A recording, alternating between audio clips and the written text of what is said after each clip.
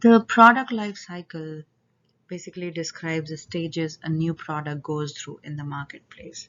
So just like humans or just like trees, like, as you can see there at the bottom, the product also goes through a life cycle. So like you see in the trees, they start with introduction. It's a small, they grow from a small sapling to a plant, and then they mature, and then they finally decline. Or even for humans, starting with a baby, then they become kids, toddlers and kids, and then young adults, and they finally mature or become old. So similarly, the products also have their own life cycle that they follow. So products also go through introduction, growth, maturity, and decline, as you can see over here. So these are the PLC stages: introduction, growth, maturity, and decline. And we're going to discuss all of these stages one by one. Now, the introduction stage it consists of primary demand, selective demand, skimming strategy, and penetration pricing. And we're going to talk about all of these one by one. So what we are talking about is mainly a product. We're going to start with talking about a product that is a new product that goes in the market, how that goes from introduction to growth to maturity to decline. So in the introduction stage, the first thing that you see for a product is the primary demand. The primary demand is basically the demand of the product class, not the brand, but product. For example, if you look at these organic products that are, when these were introduced, people had a primary demand, or they had a desire for organic products. Okay, no matter what brand they belong to, people probably did not even know about different organic brands that were there in the market. So it started off with desire for a new product class, and not the brand, not a specific brand. So that's called a primary demand, which is when a product is in its introduction stage. It creates a primary demand. Next is the selective demand, wherein once you have the product is in the market, and now probably a few competitors have come in the market as well. Now the consumers move from desire for a product class to desired for a specific brand in the same product class. So basically, these consumers would look for a specific brand in organic food, for example. So that's selective demand. Now, there can be two pricing strategies that can be used in here for a product that's in the introduction stage. One is the skimming strategy, and these are both skimming strategy and penetration pricing. These are both pricing strategies. So skimming strategy is where you introduce the product with a high initial price in order to cover for costs of development. So you start off with a very high price, and then you can lower the price. You may or may not reduce the price later on. But you start with a very high price because you are new in the market. So you imagine that you are an organic brand, and that's new in the market. Organic food is new in the market. At that time, you want to cover up for all your developmental costs, and you want to offer your product at a very high price, because you know that there's no other competing brand with the same product class in the market. So you start off with a very high price, and then at one stage when you think the competition is building, and you can have your business can get impacted by you offering those products at a higher price, you may reduce the price later on. So that's called skimming strategy, where you offer your product at a very high price in the beginning to cover up for all your costs, and then you may or may not lower your prices later on. And penetration pricing is, again, still in the introduction stage. Penetration pricing is where you charge low price. You start with charging low prices for your new product, and you basically want to penetrate in the market, which means that you want to offer your product to as many people, as many consumers in your target market as possible. So you want to offer it at just low prices so that you can attract a bigger market by offering your product at low prices. So these are the two strategies that you can use. You can select out of these two in the introduction stage, whichever you want to use based on the product type that we're talking about. So in the introduction stage, you have very few competing brands in the market, and the product is just one because you are the one who has introduced this new product in the market. So it's just one. Price, we already talked about, skimming or penetration. Distribution or place is just limited because it's a new product. It's in the introduction stage. Distribution of this product is going to be limited to just a few distributors. Promotion would focus on informing and educating consumers. For example, the organic foods, you would advertise, or you would try to communicate with the consumers to inform them and to educate them about the benefits of organic foods. So your marketing objective at the introduction stage is to gain awareness, as much awareness as you can, because it's a new product, nobody knows much about it, and you just want people to know and be aware of the new product that you have just introduced.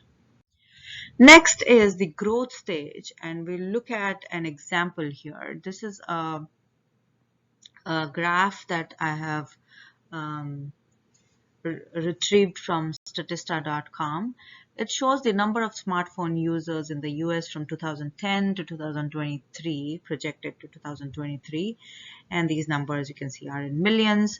And basically, just to get an idea, from this graph, we know that because smartphone users are growing or have been growing in the past, you can see from 2010 to around 2019 or 20, they have been growing, and that which means the product smartphone was in its growth stage during that period of time. So in the growth stage, we see a rapid increase in sales. We see that the curve was rapidly going up in the growth stage. Of course, this also has more competition because the product is no more in the introduction stage, it's in the growth stage. So a lot of other competitors have come to know about the product now. They have come up with the product, and thus there is more competition. There are also going to be repeat purchasers in this stage because these are the people. This is kind of the stage where this product is very popular, and that's why you're going to have repeat purchasers in this particular stage. And because of all of the above, you're going to have to broaden your distribution. You'll have to move from limited distribution to having more outlets to distribute your product. So your competition is going to be more.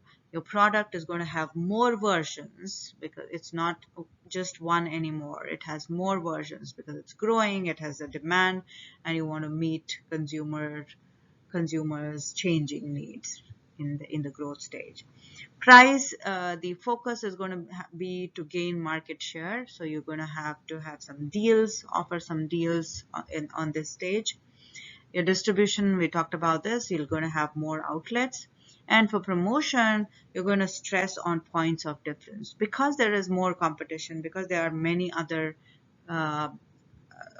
organizations or brands with the same product, you have to stress on points of differentiation. You have to show how you are different than the other brands that are available in the market.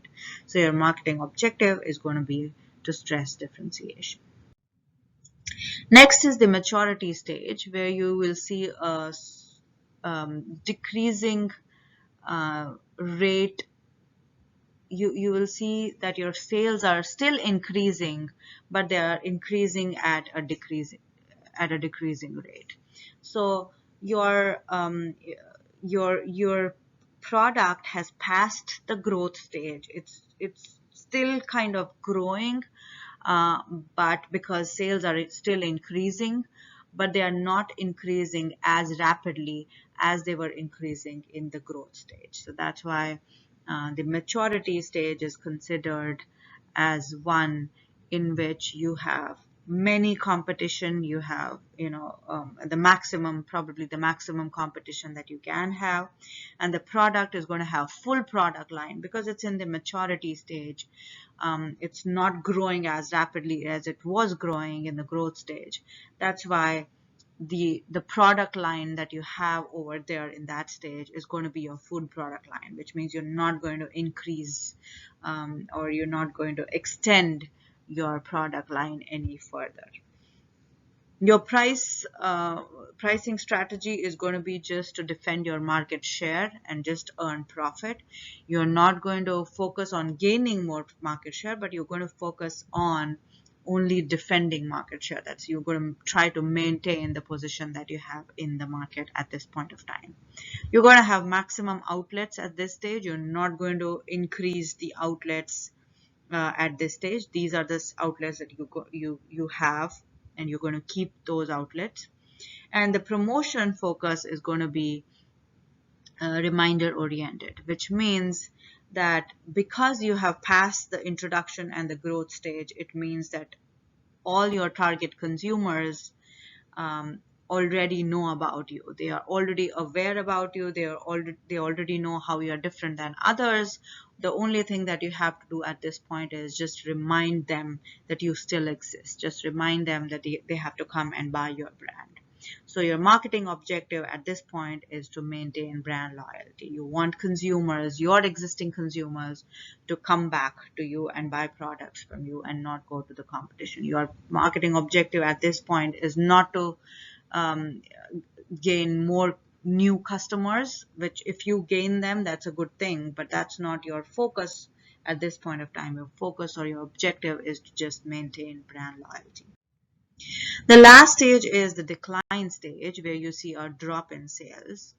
Um, for example, if you look at this graph of Apple iPod, you can see all of those stages: the introduction stage, and then in 2002, and then the growth stage from 2003 to 2005, and quickly the maturity stage came in from 2000, mid 2005 to 2007, mid 2007, and then we can see that there was a decline from 2007 to 2014. So this shows a product life cycle, or PLC, for Apple's iPod, and we can see the decline stage is basically showing us the drop in sales. Now, at this point of time, you have two options. One is product deletion, which basically means that you just delete the product, or you just discontinue the manufacturing of that particular product or that particular brand in your organization. For example, Zune was a line of digital media products and services that was marketed by Microsoft, and these guys had started in 2006, but they also um, quickly passed all the introduction, growth, and maturity stage. They started in 2006 and discontinued in 2012 because they just could not. They saw a decline, and they just could not go with the product anymore. So they just deleted the product. You won't find that product anymore for Microsoft. So that's one option that the company can go with. Or another option is harvesting. So for harvesting, what you want to do is you don't want to spend, you want to keep the product in your product line. You want to keep it. You still want to sell some of that product to some of your existing customers, but you do not want to invest in marketing activities of that product because that's clearly in a decline stage and you don't want to spend more money on that product. For example, Tab is a brand of Coca-Cola which accounts for only 1% of Coca-Cola, but they decided to harvest this brand. They decided to keep this brand because they had some loyal customers for Tab. They had some, if you try to find it, you'll find this brand. It still exists because they have some loyal customers who still want to have that brand. And they don't invest in it. Clearly they don't want to invest in any marketing activities of Tab, but they have kept that brand for the existing customers. So that's another option that you can do in this, you can go with in this stage. So your competition is going to be reduced in the decline stage. Product, you're only going to have best sellers. Price, your focus is to just stay profitable at this moment of time. You just don't want to lose money. You just want to stay profitable. And you only have a fewer outlets. Your promotion is just minimal promotion. You don't want to promote at this point of time because you don't want to invest any money in that. Your marketing objective, we discussed, it can either be harvesting or deletion of the product from your portfolio. So the graph that you see here, you can see the red line, the red curve rather, shows the total industry sales revenue. You see that sales revenue, it's just like the regular PLC graph, which starts from introduction, grows in the growth stage, maturity, and then decline. And if you see the blue curve, that's for the total industry profit. The only difference in those two curves is that the blue curve starts in the introduction stage. It's negative. It starts from negative because you're not making any profit in the introduction stage, because in that stage you have invested some money and you're waiting for the returns to come in. So one stage hits, one point hits when you start making profit after break even, after reaching the break even, and then you start making profits. And then go up until maturity and start going down again in the decline stage. So it's time for our activity 11. What you're supposed to do here is you're supposed to fill these 4 boxes, or you can just write in your write-up, you can write which product do you think is currently in the introduction stage, which product do you think is in the growth stage, which product do you think is in maturity stage, and which product do you think is in decline stage. So basically what you're supposed to do here is you're supposed to write 4 different products, not it can be brands as well. Let's say it can be brands. So product or brand which is in its introduction, growth, maturity, and decline stages. So 4 different products for each of the stages in PLC. Once you're done with that, let's start with branding and brand management. What do we mean by branding? So if you look at these 2 pictures, you know which is a branded product and which is not. So what is the difference between the 2? The bottom one has a name, phrase, design, symbols, or combination of all of these, where you can identify the organization's products and you can distinguish them from those of competitors. So you look at that and you know one is Fanta, one is Sprite, one is Coca-Cola, one is Pepsi, and so on. So you can identify who is the organization or what is the brand of that product, what's the name of the organization, and you know that how they are different than others. You know how Coca-Cola is different than Pepsi, or how Sprite is different than Fanta, for example. So and if you look at the picture on the right, you would only be able to see difference in colors, but you would not be able to make any sense of the difference. You don't know. You may be able to guess the flavor, but you won't know, you won't be able to identify which is the organization that has produced those products. Now you might have also seen these marks R and TM on some of the brands. What these mean, these stands for registered and TM stands for trademark.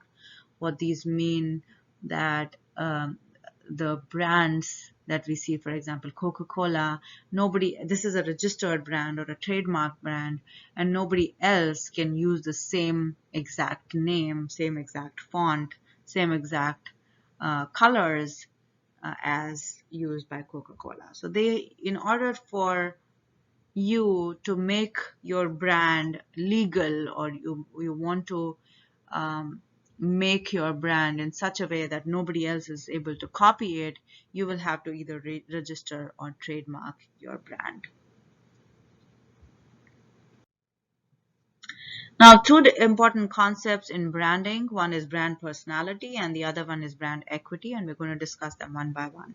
Brand personality is a set of human characteristics associated with a brand name. So, for example, if you look at, let's talk about the left one first, Mr. Clean logo that you see here, or Mr. Clean guy that you see here. You look at that, if you think about it, Mr. Clean is, what kind of a product is Mr. Clean? It's just some cleaning cleaning product. And if you look at this guy over here, it tries to give some human characteristics to that cleaning product, to that cleaning liquid. So just by attaching that logo or attaching that person with the brand name and adding Mr. with the name Clean, with the word clean, Mr. Clean has given kind of a personality to its brand. It has a personality because it has some set of human characteristics associated in the name itself, Mr. Clean. Again, if you look at the right hand side, you see I'm a PC and I'm a Mac. So you look at that and you just know that what kind of a personality does Mac have, and how is it different than others. It kind of tries to give some human features, or it tries to add some human touch to the brand. So that's brand personality. And brand equity is the added value a brand name gives to a product beyond the functional benefits provided. So if you look at this pen over here, the functional benefits that it provides is it writes, right? It's a pen, it writes. That's the functional benefit of this pen. Now, if it was any pen, any non-branded or any pen that writes well, it has a certain value, right? It has certain value for the consumer. Now, if it's revealed that it's not any pen, but it's a Bentley pen, then it just adds some value to the pen. That added value that was provided to the pen by just using the name, the brand name Bentley, that added value is brand equity. And by just adding that brand name over there, we did not add any functional benefit to the product. It's still a pen. The functional benefit is still writing. The pen is able to write. But it added a value, and it adds a value. These brand names add a value to the product beyond their functional benefits. And that's called brand equity. The added value that a brand name gives to a product beyond the functional benefits provided. Now, picking a good brand name, what are some of the things that you should keep in mind if you're going to come up with a new brand tomorrow, and what should you keep in mind to name your brand when you're naming your brand? First is suggest the product benefits, and we're going to take this Mr. Clean example here. This brand name Mr. Clean suggests the product benefits, right? You look at Mr. Clean and you know what it does. You know what is the benefit of buying this particular brand. Be memorable, distinctive, and positive.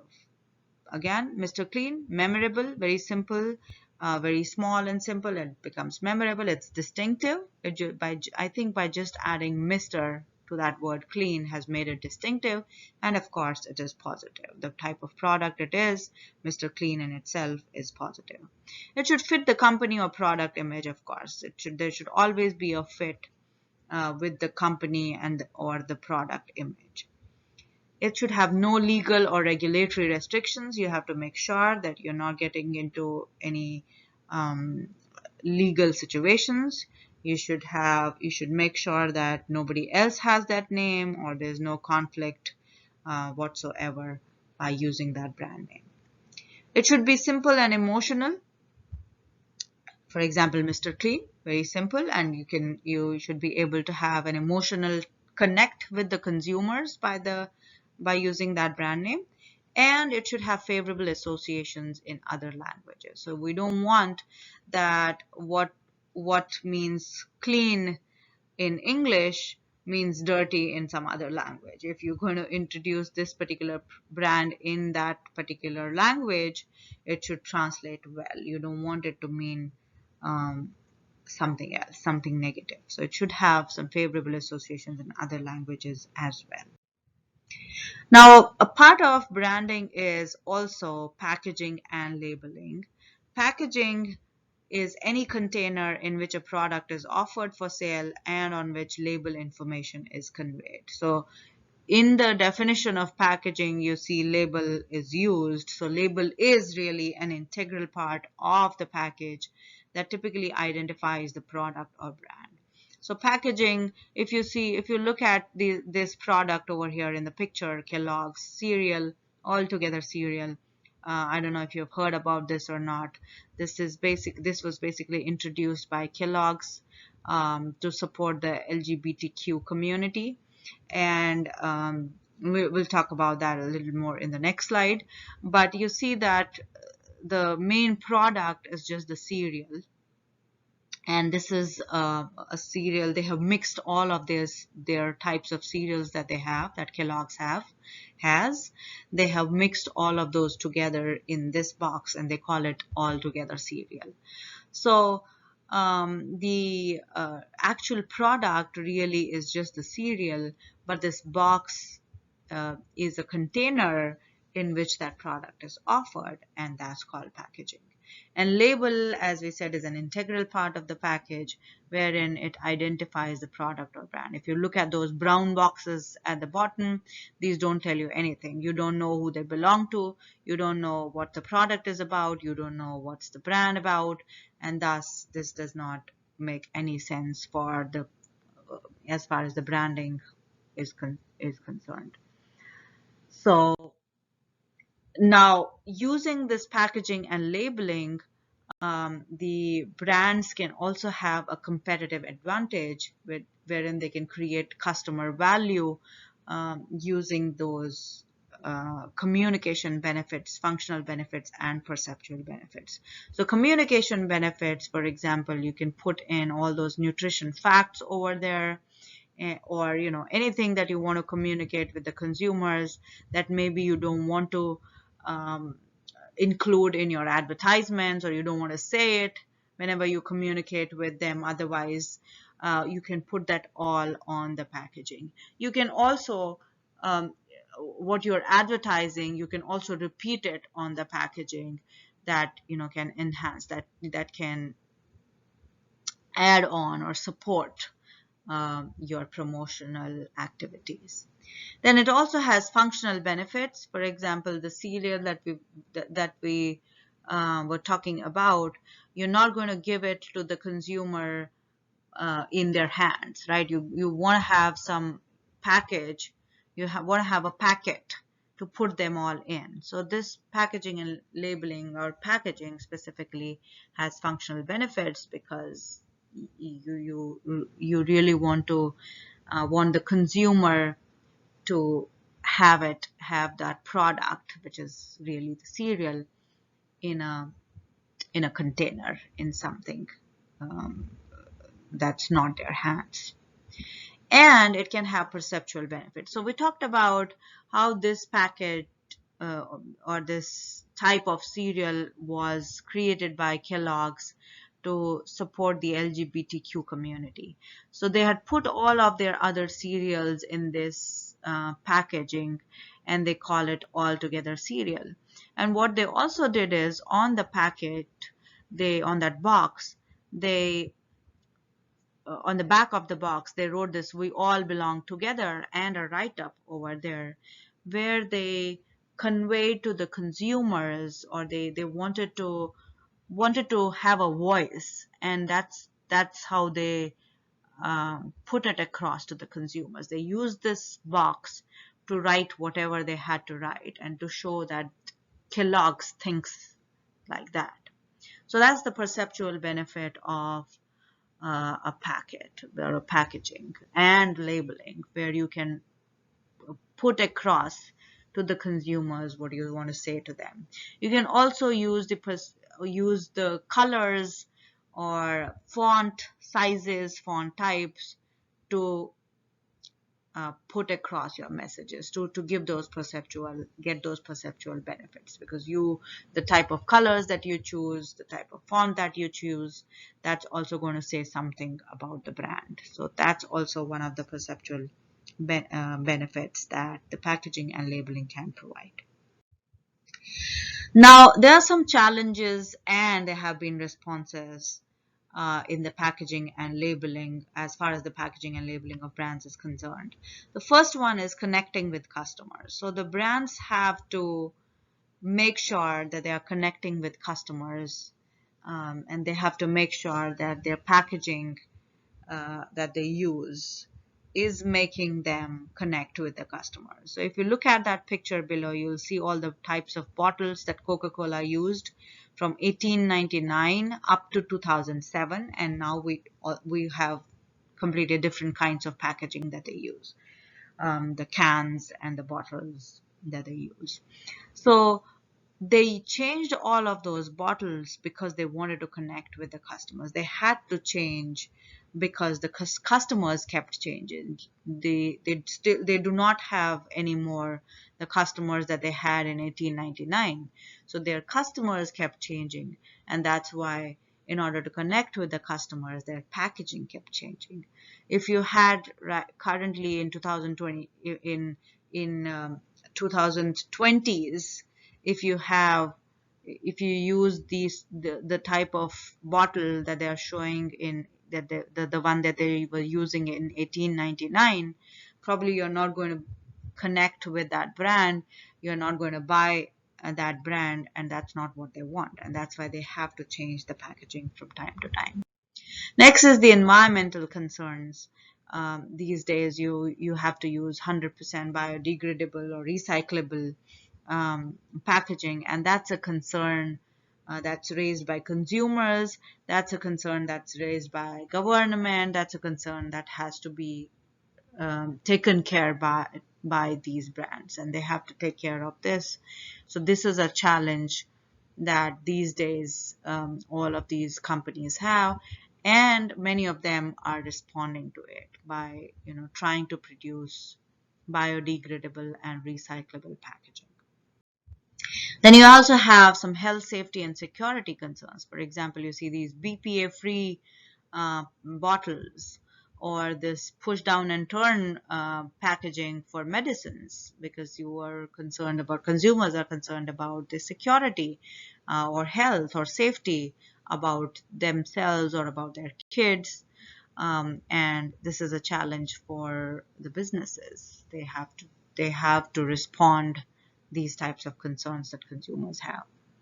And all of this has to be done. A big challenge is that all of this has to be done um, while you're taking care of cost reduction, because actually your product is inside that package, right? Your real product is inside that package.